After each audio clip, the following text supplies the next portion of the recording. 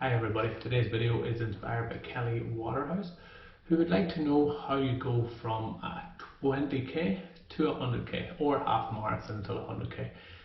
So the first thing that you're going to need to do is have a shift in mindset. People hear me talking about mindset all the time, and here he goes again. I know.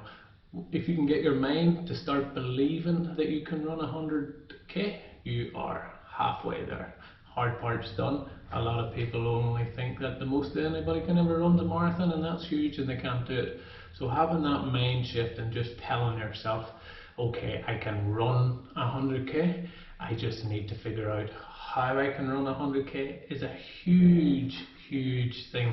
So as soon as you get that there locked in your brain, you can feel it, you can see yourself running 100k, you can actually visualize it, you can see yourself at the finishing line holding your hands up going yeah. As soon as you can see that, envision it, feel it in your body, 70% of the work's done. Then it's a case of figuring out the hard part, which is how do I train for it. So when planning to go from 20k to 100k, you want to be thinking about things like whether or not you're going to go coached or whether you're going to go self-coached. Either way, it really comes down to your personal circumstances. Huge benefits in having a coach who's going to be there and mentor you along and show you the way, help you with the training program, adjust your training program to suit. Not everybody's circumstances is going to be able to afford a coach, so it is quite possible to do it without a coach. There is millions and millions of 100k training programs out there. Go on the web, do your research, you'll see stuff on YouTube like this that'll tell you how to get there. But what I would recommend doing is look over your last 3 months of training, get an average for how many Ks you've been doing a week, start based off that, especially your last month. So if you've been averaging 30k a week for the last month, that's your starting point. You want to get from that point to where you're going to be fit to run 100k, and I'm going to tell you what I believe that should be later on in the video.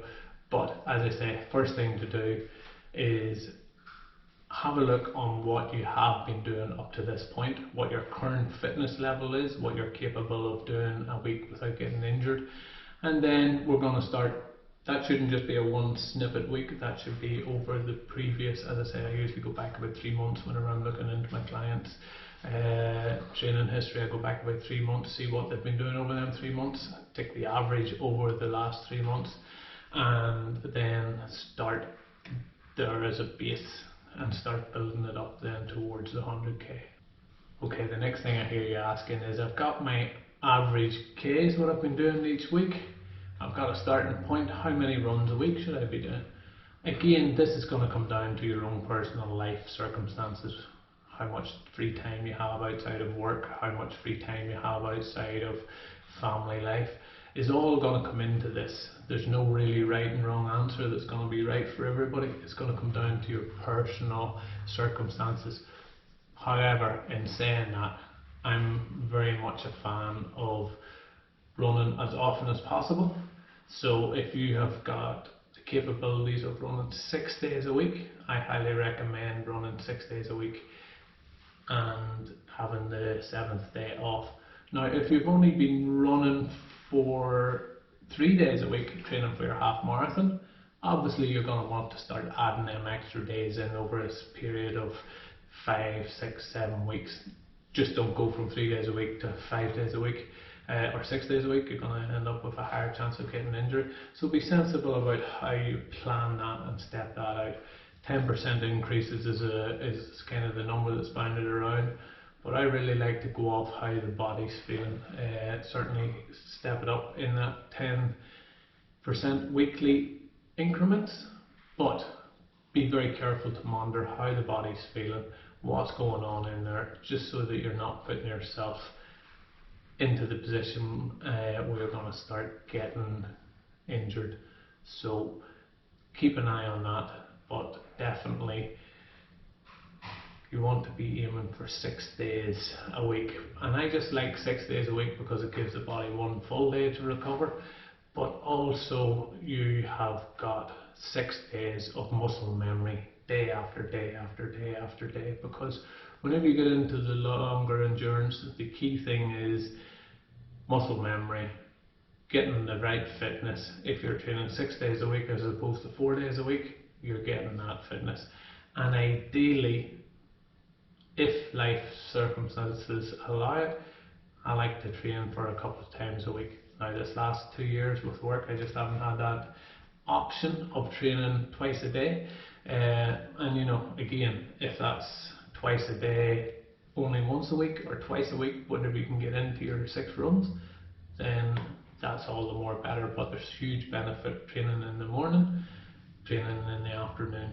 It just keeps topping up. So obviously the main thing is that you're not overtraining. So if you're running for an hour and you can only squeeze in half an hour in the morning, half an hour in the evening, still gonna get the benefits. So the next thing I hear you asking is, how long should my long runs be for 100k? Now, there's no exact science to how long your 100k long run should be. Lots of people will say you have to run 60, 70, 80k's for your long runs. Lots of people will say you don't have to run over 20 or 30k for your long runs. And the truth is, it's really going to come down to every individual. What I like to do is take the longest run that I have done and just add to it until I feel comfortable. I have trained for 200 milers with not doing any more than kind of 60 and 70k long runs, because I don't believe every time you put your body into that longer period, you're causing stress on the body. So yes, it's okay to do longer runs of 60 and 70k, but you're going to need longer time to recover from it. And it's getting that balance of consistency where you're training day in, day out, day in, day out. So highly recommend for your long runs. You certainly, for if it's your first 100k, you want to be aiming for somewhere between 40 and maybe 60k. I would say you have more than enough. Don't feel that you have to run the whole 80 or 90 or 100k in order to be able to do it. The key thing that's going to be for your success in making the transition from a 20k to 100k will all come down to your consistency, day in, day out. The longer run gives you an opportunity to practice your gear and practice what nutrition you're going to use and practice all them types of things, how the body's going to handle it. But it's not something that you have to be doing every couple of weeks, this 60 or 70k run.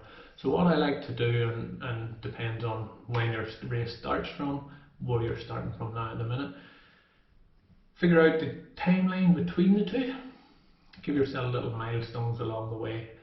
About 4 weeks out from your 100k race, I would recommend that you try to aim for that somewhere between 40 and 60k long run, and then build that into your week. So if your long run happens to be on a Saturday or Sunday due to work, or if you've got a day off during the week, figure out what days your long run's going to be and work all your other days around it. So if you're currently running your long run as 20k, you've just run a marathon, you can do 20k, or you can do 18k or 15k, whatever it is. Start that as your long run. You want to aim to try and get to 60k, 50k or 40k before your race. Give yourself lots of time to build up from it. Every 3rd week, I highly recommend that once you have that 3rd week of peak, so if you're going up 10k a week, say, or 8k a week, or whatever your 10% happens to be, but if you're going up 10k a week and you get to the 3rd week, you want to reduce it back. So what it would look like is 20k this week total, 30k next week total, 40k next week total, back to 30k a week, and start building from there. 30, 40, 50, back to 40, 50, 60, and build it up continuously until you get to a weekly total of maybe 100k a week would be the perfect amount to be aiming for if you're running 100k. And what that would look like is 40 to 50k of a long run, 40 to 60k of a long run, and then the rest of the week's total spread across the remaining 6 days or 5 days. So hopefully that makes some sense. Hopefully you have got something out of that. And Kelly, if you have any more questions or concerns about making the transition, super excited that you're going to make it. So leave your comments below, as with everybody else. Hit the like button, and for all those people that's watching that still hasn't subscribed, you're missing out. Hit the subscribe button, and thanks for watching.